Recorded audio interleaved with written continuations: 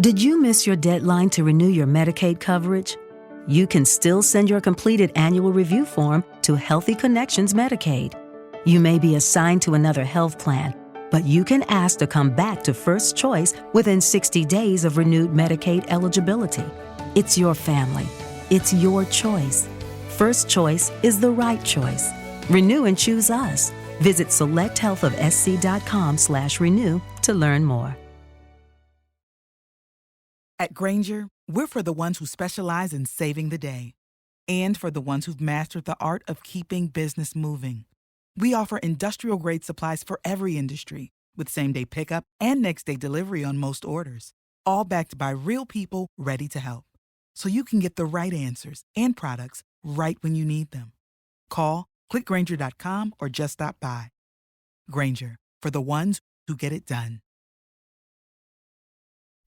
First on film and entertainment, Alex First with you, and I am joined by Peter Krause. It is getting closer to the festive season. The baubles are starting to show in the city. Are you noticing, Peter? I don't always look at the baubles, but maybe the bangles and beads. Well, exactly. No. Well, it's a question that has, there are many more important things in life, but the question has been raised many a time. When is the right time, if you are of that persuasion, to put up Christmas lights? What do you reckon? Is it the 1st of December? Is there such a thing? Well, it's kind of like when hot cross buns appear, right? I mean, they appear right after Christmas, and people are saying, no, you can't do that. So things have changed over the years. Is there an appropriate time to, well, not only put them up, but tear them down?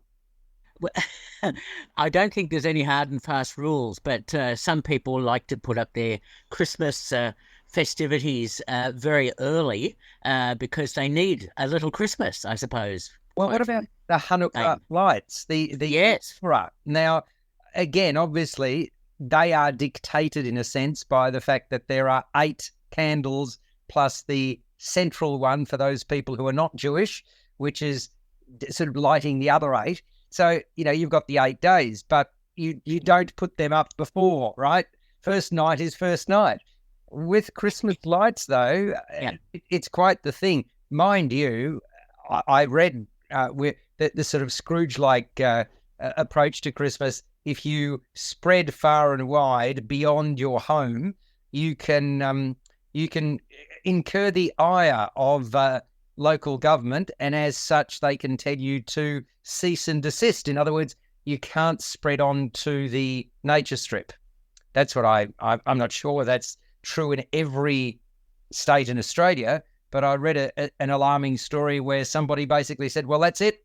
If I'm not allowed my own territory, I'm not going to do it anymore. And locals are very, very peeved by that. But I understand from a safety point of view, it's about the balance, isn't it? And some people really revel in the Christmas cheer, which I must admit, it really lifts a neighbourhood, doesn't it? When you're driving around or walking around and lots of youngsters. I noticed a lot during Halloween as well. Were you around? I mean, you've got paper thin walls, so you can just look through the walls in your home. Yes, at the traffic and the noise. Exactly. But it's great to see, yes, a number of houses are currently lit up. Already. So, yeah. Yeah. Exactly. It's one of those things, Halloween, like Christmas, it hasn't been there for thousands of years. I mean, wasn't it a Coca-Cola invention? Is that not the basis of Christmas? I read somewhere. No, true. I'm not sure about that. I would have thought it goes back to Christ's days. No. Apparently not. Anyway, let us talking about people who are prominent. I wonder, in terms of historic figures, how many more are prominent in a more sizable manner than Napoleon Bonaparte. There wouldn't be too many historic figures that I can think of. Can you think of any other sort of, I mean, was he a warmonger, I suppose, is the first question that has to be asked, because the film basically shows a lot of his military endeavours, and it says that he fought in 61 battles. That was astounding to me. Peter, were you aware of that before you saw the movie? No. I knew he loved to celebrate war and to invade other countries and to be personally, I suppose, successful all the time as much Well, as but he possible. wasn't successful, of course, all the time. He was in the early days, and then, of course, he was exiled twice. So the other thing that is incredibly alarming is 3 million people apparently died under his watch. That is extraordinary, and horrible to even contemplate. And Well, war creates death. it does. Well, I mean, we talk about war. It's very difficult to go past the Holocaust and the 6 million Jews that were killed, and so many others, gypsies, and I mean, homosexuals, and we look at what's going on now in Gaza and Israel and October 7 and horrible, the Hamas invasion that killed 1,200 to begin, and now the thousands of deaths that have taken place. I mean, it's I just hope that there is a long-term solution, but I fear there isn't, notwithstanding the fact that we've got a ceasefire and the exchange of hostages as we speak. War is a horrible thing that we should be learning from and not repeating, but it doesn't seem to be that way. Man's inhumanity to man seems to know no bounds. That I'm not just saying that as an expression. It's just the damage, the long-term damage, the mental scarring as well as the physical wounds. Just it's hard to contemplate, Peter, isn't it? It is. And we should also think about some of the other conflicts that are still ongoing, like in Africa, in Sudan and places like that. Well, but the Russian... Yes, Ukraine. Ukraine, Yeah, absolutely right. And there are conflicts all the time. The idea that someone has to be victorious, someone has to be a loser, and losers die. Well, but winners also die. That's the thing, that winners lose lots of lives as well, right? So, I mean, any loss of life in that, so it's a pity that you can't come to some sort of agreement. And often it's about power and control, which is what it was for Napoleon, right? So, that's the fundamental undercurrent to all of this, and wanting more and more and more. That's what Hitler wanted, of course, as well. And the other aspect about this is the ugliness that it pervades in countries that are not involved in the war. You look at what Australia is like today, Peter. It's not a nice place. The protests, as long as they are sort of done in a manner that doesn't cause violence, but the hatred is what I fear, and it just seems to. And I was really uncomfortable with the children on, was it Wednesday of this week? Yeah. How did you feel about that as somebody who provides guidance and counselling?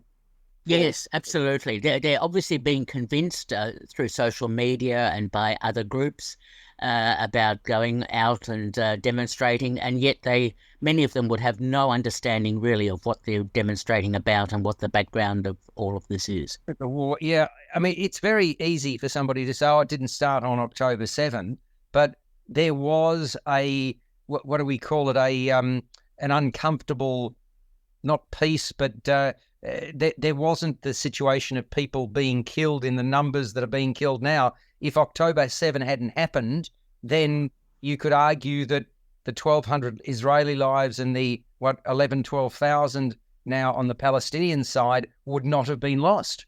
So, I mean, it's very easy to sort of say, "Oh, this goes back centuries, etc." I don't in any way question that, but what I do question is people who don't say that it was prompted by this latest war was not prompted by Hamas. It was. I mean, of course it was. Yes. So, and to dismiss that, and the other aspect about all of this, the fake news that is being imparted, which obviously in any situation, sides are going to put their perspective. We get that, but the fake news. I mean, Donald Trump started all of this with his presidency, right? And yes.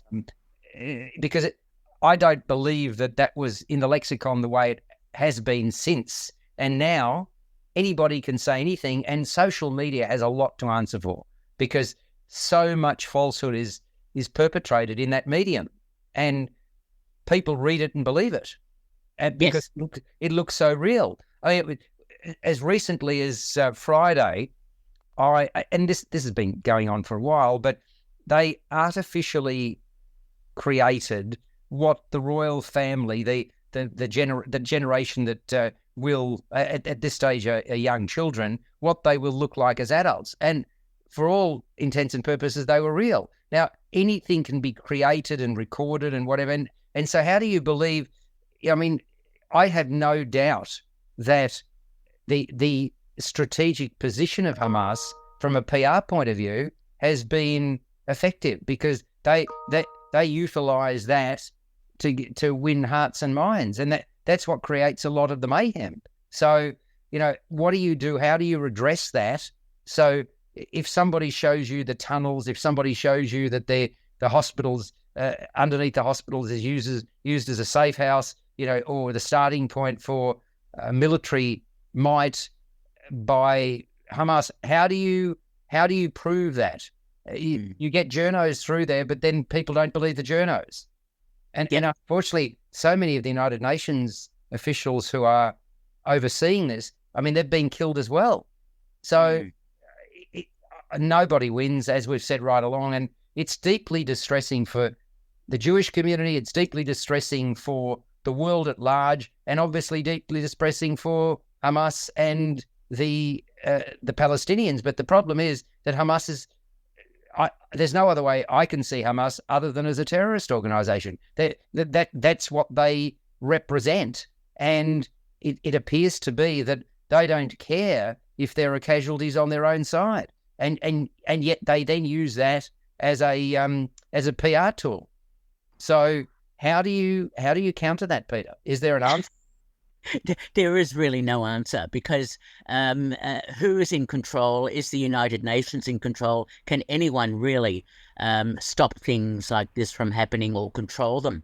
And the answer is not really. I mean, how can it be done without further bloodshed or without all sorts of other implications of control of people's lives, which also people automatically object to?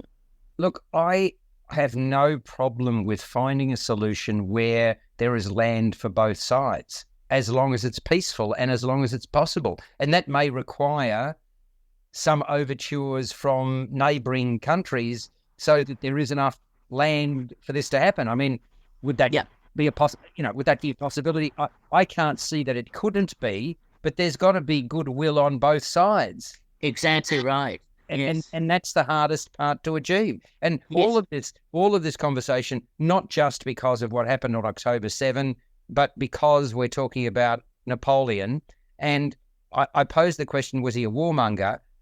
I think the answer to that is pretty obvious. But was he also a jealous and hasty lover? Because the film presents him so, does it not? Right? I mean, I found that rather interesting. Obviously, that was a choice.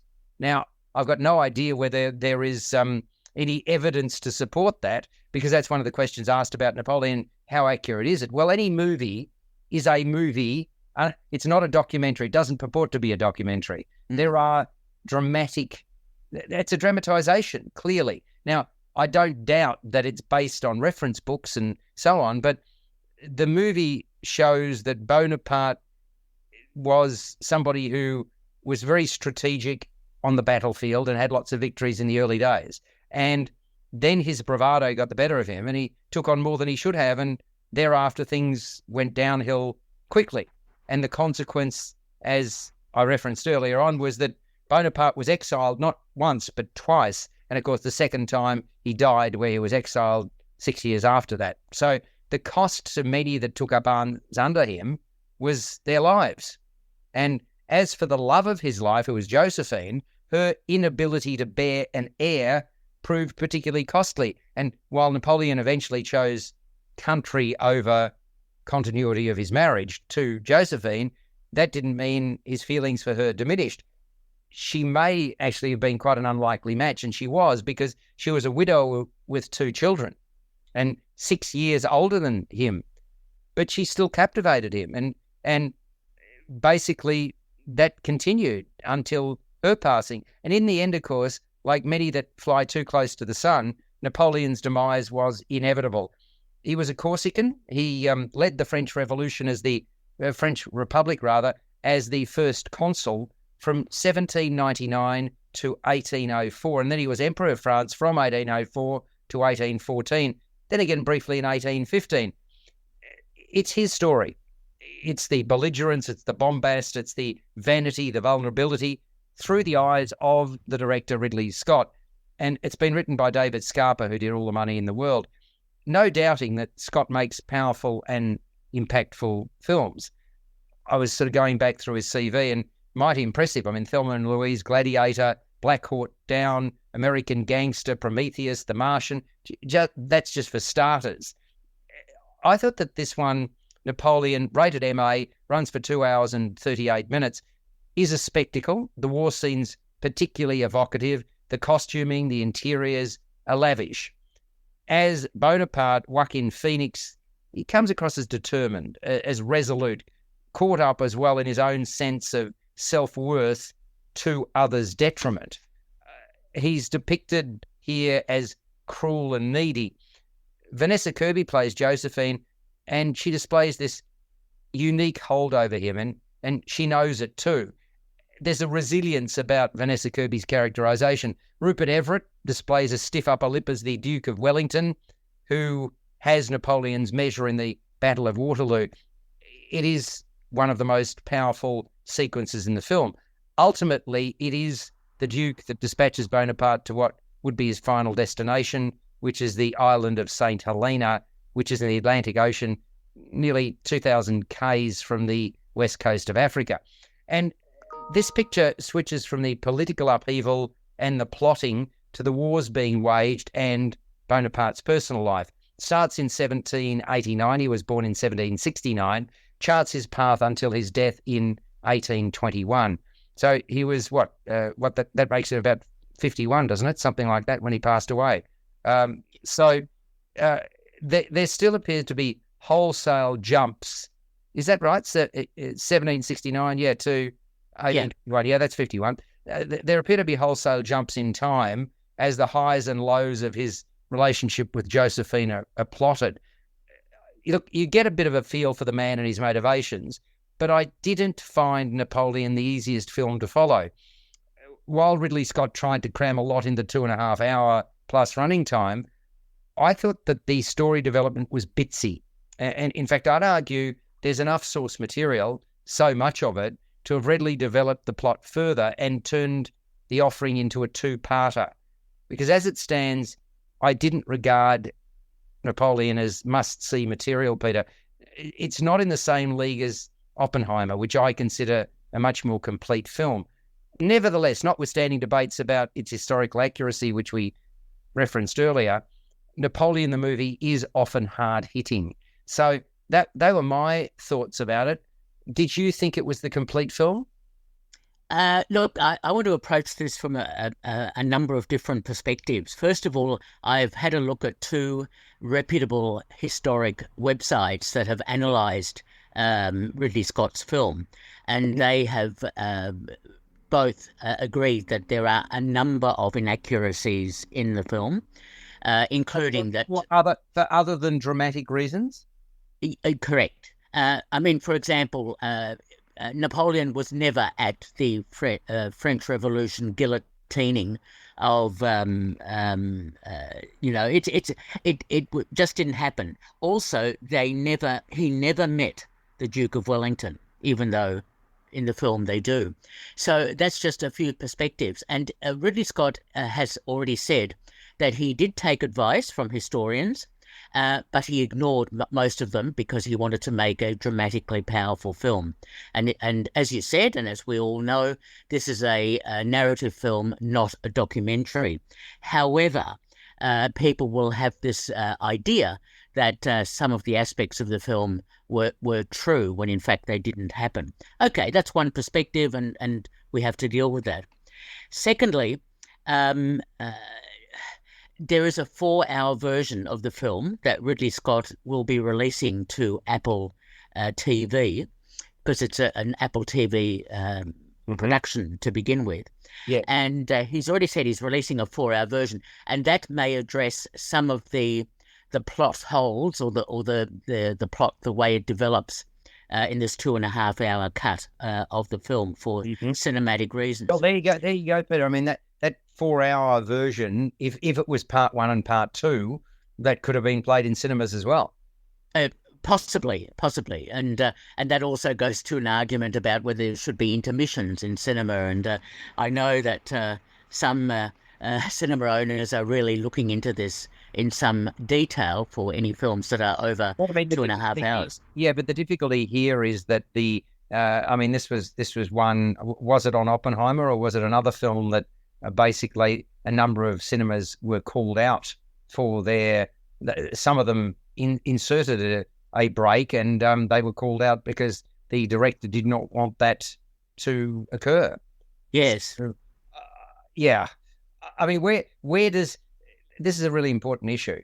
Where does the control of a director start and end, right? The moment the movie is out there, can he or she or they determine it should only be seen in IMAX, right? Because it was shot on IMAX. Should there be an interval? Should there not be an interval? I mean, is that fair? I understand that's their preference, but preference is different from dictating to somebody that you can't put in an interval. That's true, but don't forget, most directors don't have total control of their film. It's usually under the control of producers and distributors who make decisions about how a film will be released and in what sort of format. And it wasn't actually Oppenheimer. I misspoke then. The film that I was thinking of was the one that came out, the one about the...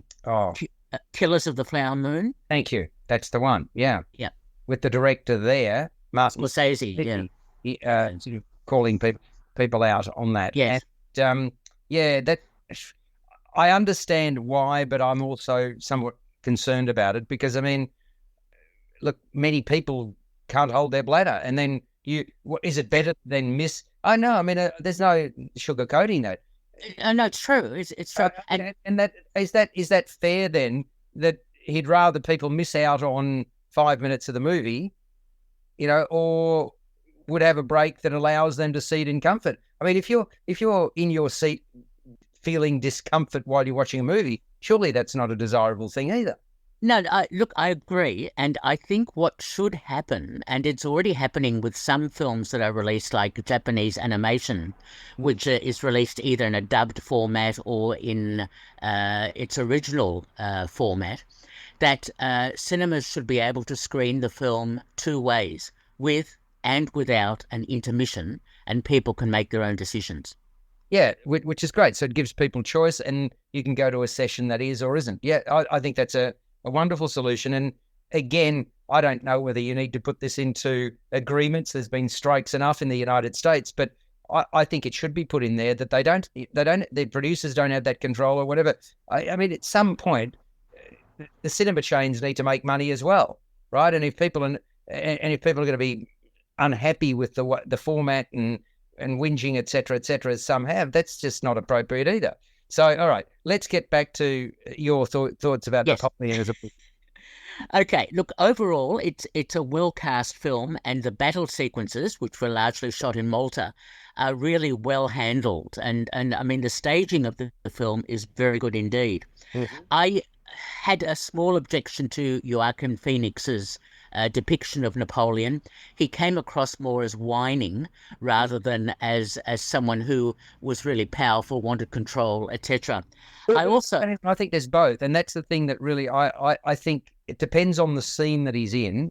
Yeah, there's certainly an arrogance there, and puffing out his chest, etc. And then it's almost like he's a puppy dog at times, and like he rushes back from war when he finds out something about Josephine and things of that nature. And it almost belittles him in some respect. Now, perhaps that was him, perhaps that's the dramatization. But yeah, I found that rather, that dichotomy that's presented more than a dichotomy and a bit hard to swallow. Yes. Look, I agree. Now, it may be psychologically part of his character, but I haven't read enough analysis of the psychology of Napoleon in the 18th century to be able to make that comment. Also, Vanessa Kirby, I think her role as Josephine is not very well written, and she struggles to really come to grips with whether she is someone who is a more powerful sort of influence on Napoleon, or whether she is subservient to him and is just, at his will. Again, I think that she basically knew that she used sex as a control mechanism, but she also knew when she went too far. And I wasn't as troubled by that as perhaps you were. However, I was troubled by the fact that the time span, suddenly you see her in one shot or one scene, and then you see her in another, and time has elapsed, but you're not aware that time has elapsed until a scene at the end, sort of towards the end, where the reference, or sort of in the second half, shall we say, where there was a reference to 15 years had gone by. I was really, hit with a feather at it. I mean, normally, you know what? I thought it was almost a jump cut. So in other words, I don't know whether they edited a 4-hour version and then edited it down to 2.5, or whether they just did the 2.5-hour version and they're going to extend it. I hope they did the 2.5-hour version, but at times I got the feeling they did the 4-hour version and, we'll cut this, we'll cut this, we'll cut this. That's what it felt like to me. Well, according to Scott, he filmed it as a 4-hour film, but he was asked to cut it back to 2.5 hours for cinema release purposes. So, but anyway, we'll see about that. Right. I'm also disappointed that Taha Rahim, who plays an important French aristocrat, yes, is dismissed very much in the film. His role is not regarded as particularly important or interesting, even though he's third billed in the film. So yes, I did note that. Yeah, and so look, there are a number of these aspects. So occasionally I liked it. In terms of characterization, he was very much Napoleon front and center, and Josephine, that love story between them and the relationship. I mean, that, and it's almost like the other characters wafted in and out at times, some of them, but none of them commanded a lot of attention. I mean, that was obviously a deliberate ploy on the part of the director. Did you miss your deadline to renew your Medicaid coverage? You can still send your completed annual review form to Healthy Connections Medicaid. You may be assigned to another health plan, but you can ask to come back to First Choice within 60 days of renewed Medicaid eligibility. It's your family. It's your choice. First Choice is the right choice. Renew and choose us. Visit selecthealthofsc.com/renew to learn more. Hey y'all, Darius Rucker here. A lot of people ask me, what inspires your music? And one of the big things is a strong sense of place. That's why I love my home state of South Carolina and want to share the awesome things it has to offer. From the beautiful mountains down to the sunny coast, it's got it all. Not to mention two of my personal favorites, great golf and amazing food. Come see why I love this place. Visit discoversouthcarolina.com. Well, maybe, but again, the 4-hour version might be fleshing out some of those characters in a bit more detail. So we'll see about that. And I do want to make reference to Abel Gance's superb and restored 1927 epic of Napoleon, which has been restored on Blu-ray by Francis Ford Coppola. It's an I've seen it. It's an incredible experience, a 5.5-hour production. Oh my golly. My God, yes. Did you sit there? Did you see it in a cinema or did you see it online? Oh, online. Obviously not in cinema, especially because the last 20 minutes of the film is remarkable because it's shot in triptych. There are 3 screens that are melded together, or 3 projectors that go together if it's seen in a cinema, and it's presented that way on... Sorry, there's not 3 separate shots. There's one shot, or the 3... No, they're 3 separate shots that are sort of presented like a huge cinemascope production, the last 20 minutes, which is I think the Battle of Waterloo. It's It only goes up to a certain date. But it is remarkable the way it's filmed, progressive filmmaking, just before sound came in, and it's just an incredible. So if anyone wants to catch up on, I think the best version of Napoleon, have a look at that on Blu-ray. Look, I didn't mind Ridley Scott's film. I didn't think it needed to be shown at IMAX because it was not shot at IMAX. I know both of us saw it. At but IMAX. I mean, again, I love the IMAX. That sense of wow that the battle scenes have, as disturbing as they are, you've got the biggest screen possible to see it on. That I'm a big rap for IMAX, to be honest. And so am I. But I always prefer IMAX for films that are shot in IMAX, not that are projected in the IMAX cinema, but really are not. I don't either way.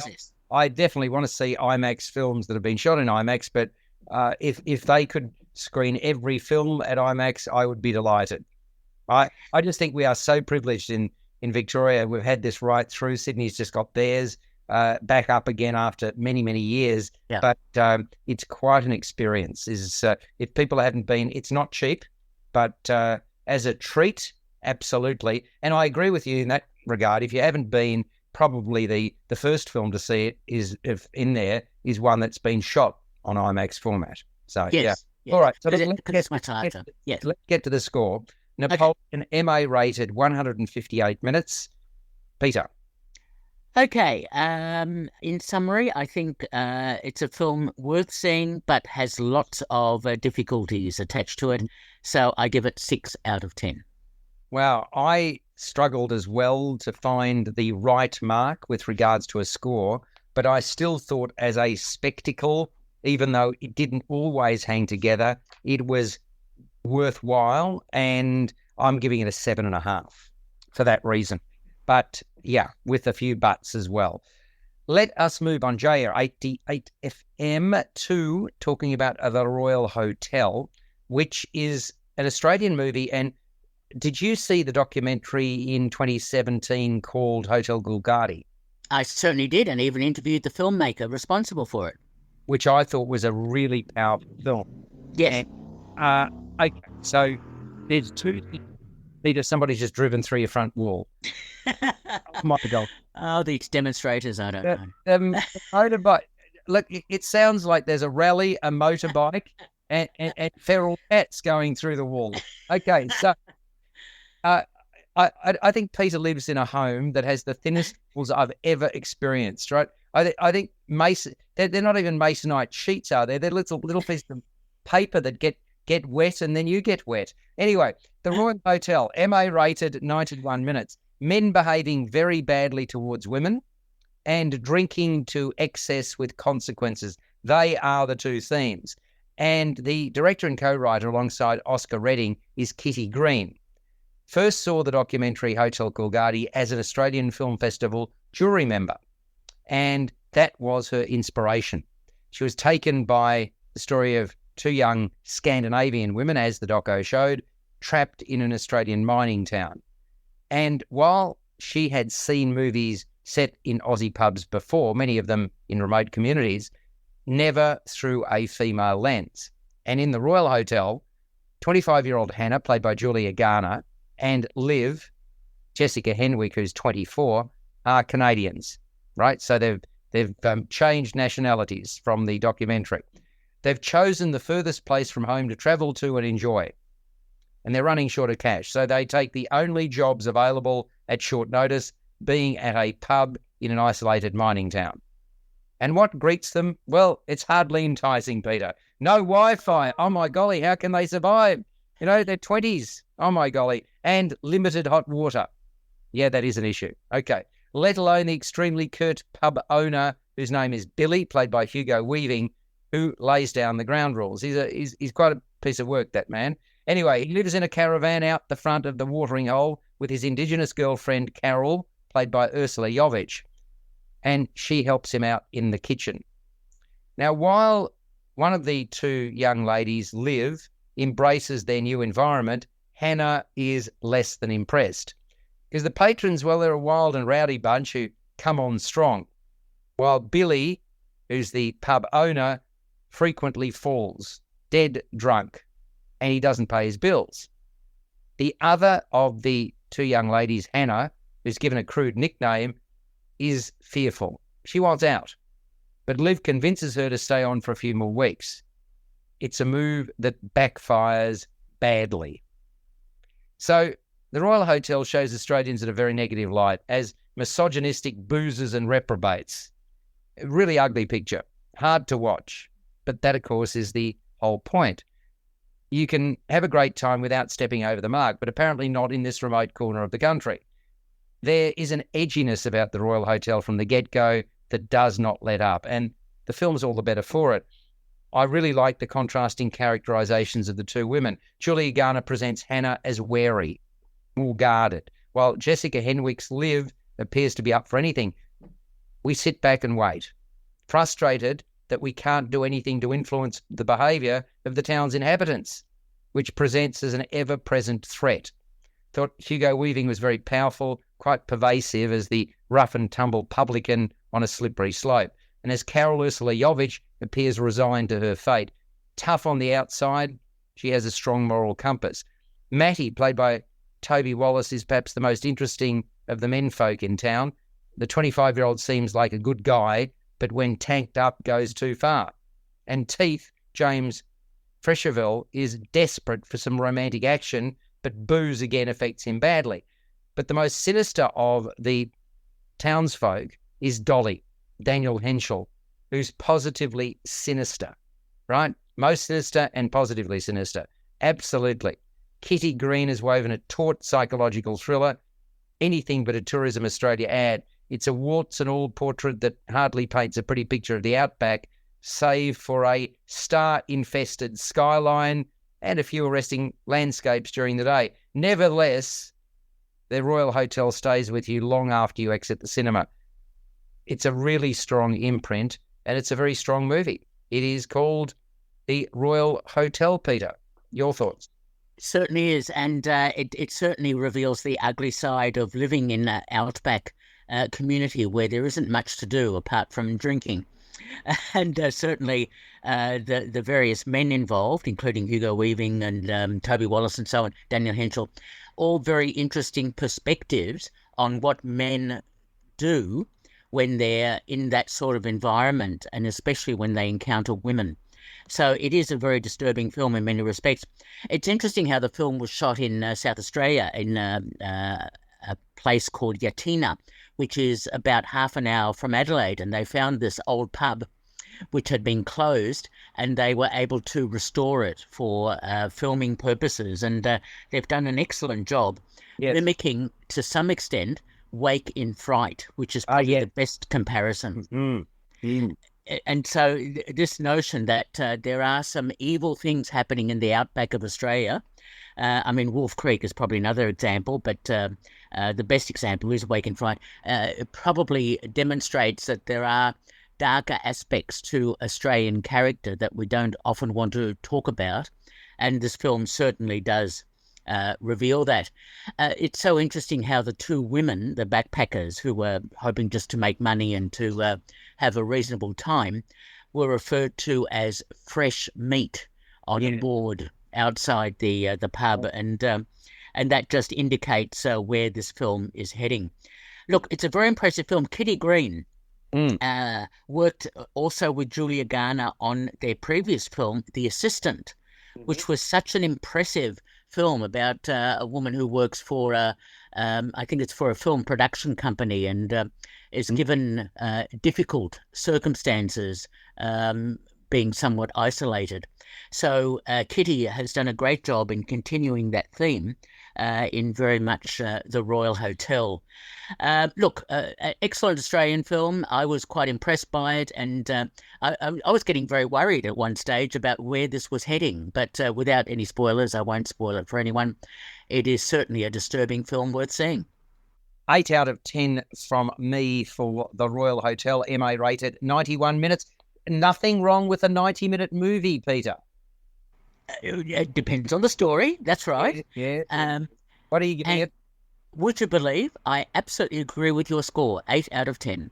See, you were looking over my shoulder when I wrote it. I tell you what. I was looking over my paper-thin walls. Yes, exactly. You are on JAir 88 FM, and folks, if you want to participate in our programming and you want to spend a little bit of money to become a member of JAir, please do so. $54. Go to j-air.com.au, and that's what community radio is all about. Yeah, community. So, folks, get on board, please, if you feel so inclined. Cat person, are you, Peter? You couldn't keep a cat. A cat would literally break through your walls, correct? Well, exactly right. It'd eat the scenery. Have you ever had any animal at all in your possession as a pet? No. Not even a sea slug, Peter? If you see a slug, what do you do with it? Exactly, you do. So hang on. Growing up, you didn't have any pets at home? No, not at all. Wow. Don't you feel you've missed out? Because dogs can be very loving, cats can be very purring. I've had those. Well, I'm feeling good about that. Yeah, my first pet. I was a crazy mixed up kid. My first pet. Well, I grew up with, and you would have as well. No, sorry, you were born in 1733. But no, correct. Yeah, I grew up with Charles Schultz and Peanuts. So we had a cat, and what do you think the cat was named? Crazy King, right? Charles Schultz? No, it was named Snoopy, which is a dog. Oh, yes, I know. So yeah, I mean, it scarred me for life. Anyway, and I think I was the one who named it. So there you go.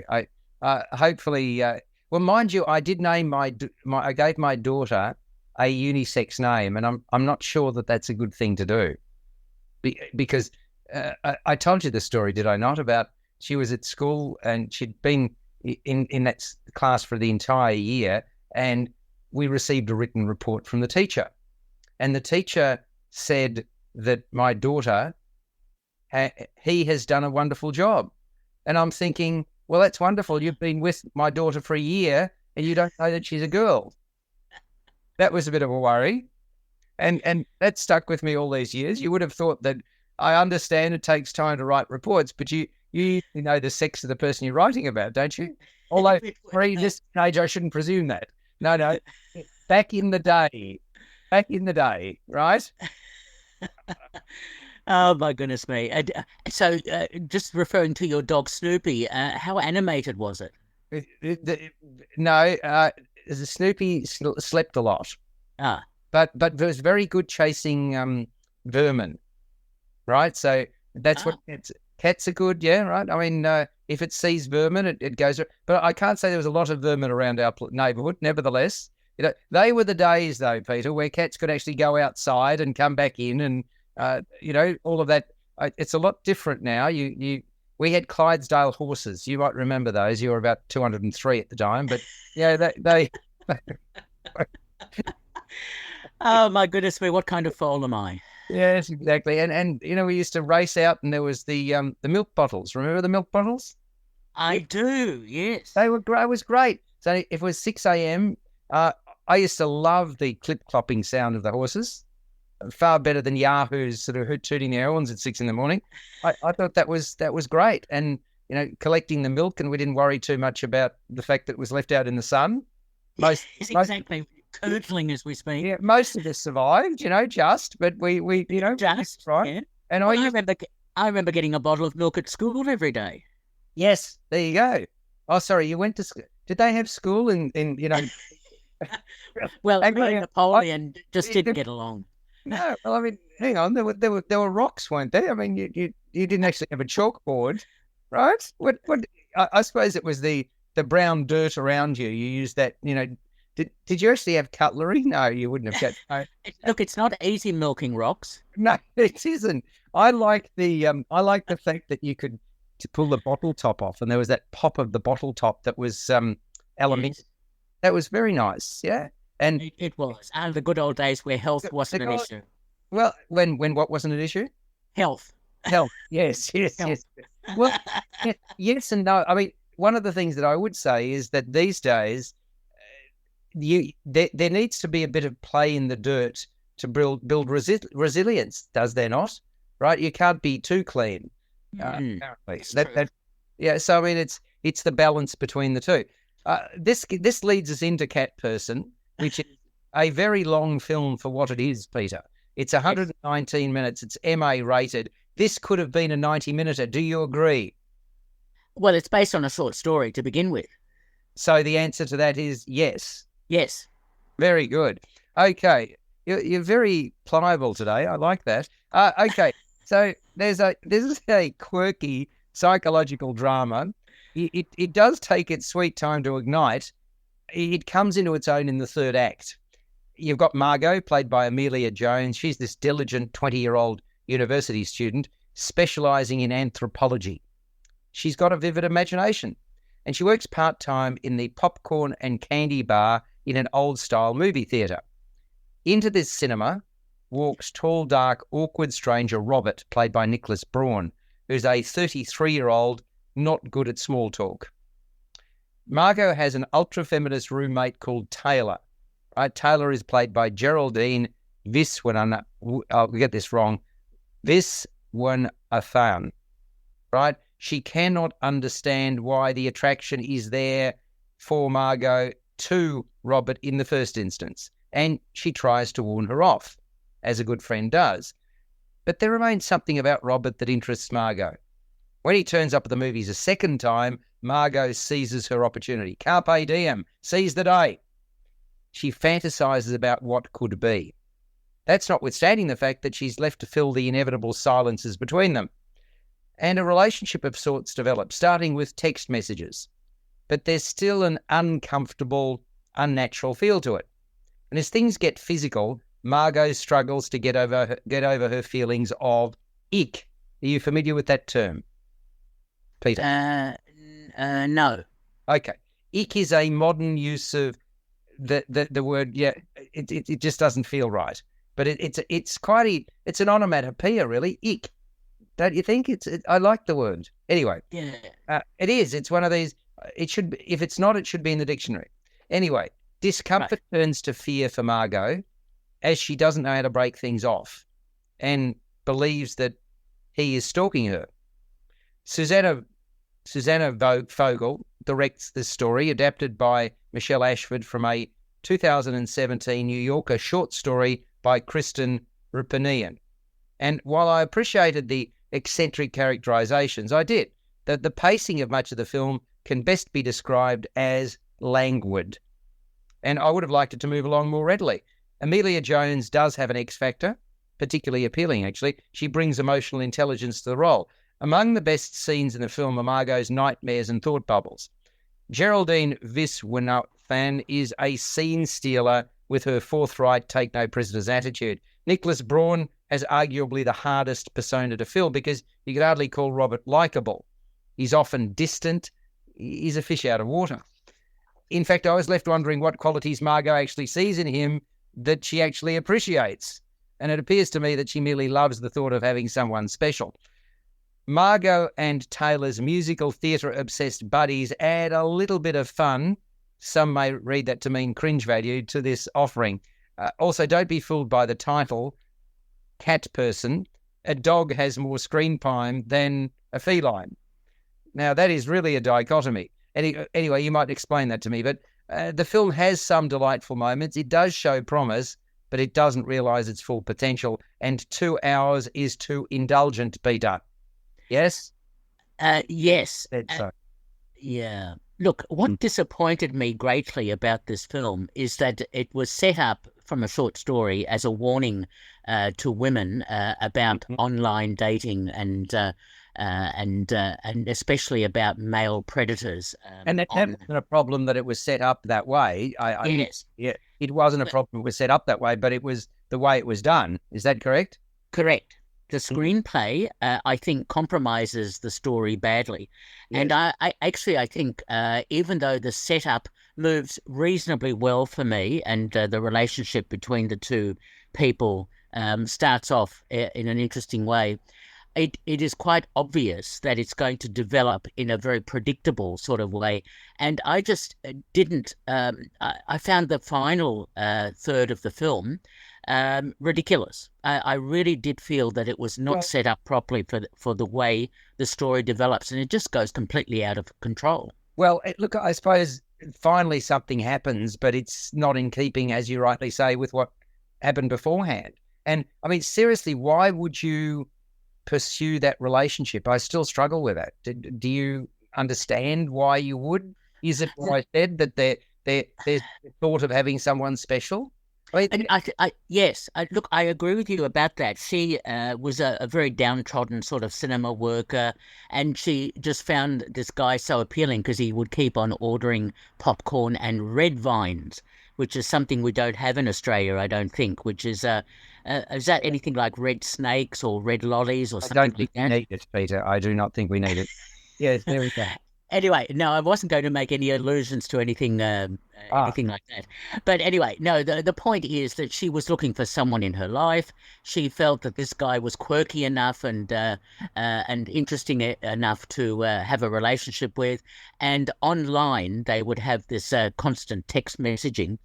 And I think the cat person reference comes into their messaging about are you the type of person who wants a cat or wants a dog or that sort of thing. So I think it's that sort of reference. Right. Look, I really wanted this film to be much better than it was. I mean, Susanna Fogel does her best with a screenplay she's saddled with, which I don't think is particularly useful at all. So for me, it was disappointing. Although I have to say, it was great to see Isabella Rossellini in the film. It was great, but I kind of thought, now it's a terrible thing to say, but she is such a grand actor, and this is not a grand film. Now, she wouldn't have known that because she would have, because you could have read the script. But Yes. I want to see her in grand movies. This is my answer, but I understand that you've got to work, right? So, you know, Look, she's been appearing of late in a number of smaller independent productions. I saw one at the British Film Festival. So I think she's looking for different, quirky and female-led but is it films. because there aren't roles for older women enough? Yes, exactly. And so Hope Davis is also in the film in a small but key role. So the casting is interesting, is pretty good. It's the screenplay that lets the film down considerably.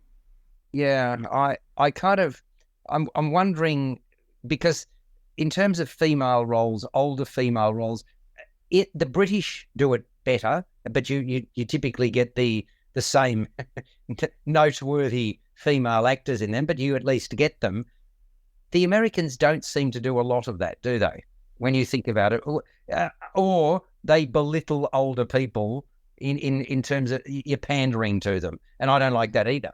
Right? They feel formulaic. That's a gross generalization, but I mean, can you think of too many meaty roles for women who are, let's say, 65 plus? Well, I know Meryl Streep is now in her early 60s, so she would be getting more of those meaty sort of roles, I'm sure. But European cinema does it much better. Much better. I mean, again, I know it's a generalization, but it's a real pity, to be honest. But yeah, I agree with those words. I wanted this to be better, and when it started, I actually thought, oh, this is great. You know, Amelia Jones, I really like as an actor, and I liked the portrait of her, the character, her character, etc. I liked that, and I thought, okay. And then this sort of guy walks into her life who just doesn't have a lot going for him, and I mean, it seemed like they were pushing. You know, he suddenly turned, and then you're meant to question whether he turned or whether it was really him or not. I mean, let's get a score. Cat Person, MA rated 119 minutes. Peter, what do you reckon? Okay, as a psychological thriller, I don't think it's particularly effective. It is quite predictable, unfortunately. Should have been a more nuanced film. I can only give it 5 out of 10. Yeah, look, I think it was better than that.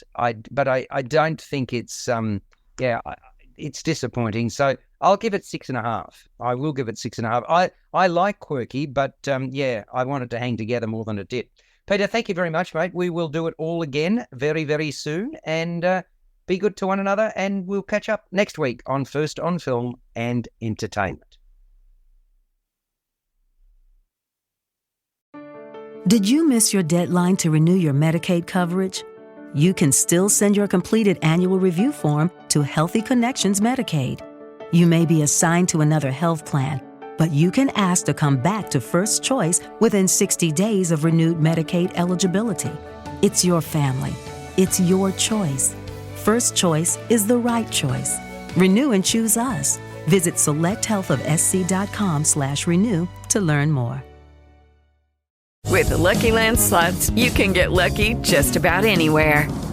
This is your captain speaking. We've got clear runway and the weather's fine, but we're just going to circle up here a while and get lucky. No, nothing like that. It's just these cash prizes add up quick. So I suggest you sit back, keep your tray table upright, and start getting lucky.